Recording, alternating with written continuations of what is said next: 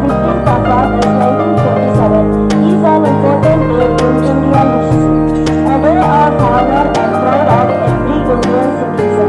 It is the day when our India ಇದು ಈಶ್ವರ ಘಟನೆ ನಮಗೆ ನೆನಪಿಸುವಂತಹ ಹೀಗಿರುವಾಗ ಈ ನೆಲದ ಮೇಲೆ ಪ್ರತ್ಯೇಕವಾಗಿ ಇಂಡಿಯಾದ ನೆನಪಿಂದ ಎಲ್ಲಿ ನಿಂತು ಶಿಕಾರಿಪುರದ ಈ ಊರಿನಲ್ಲಿ ಈಶ್ವರಿಗೆ ಹತ್ತಿರ ಇರುವಂತಹ ನಾವು ನಿಜವಾಗಿಯೂ ಭಾಗ್ಯವಂತರು.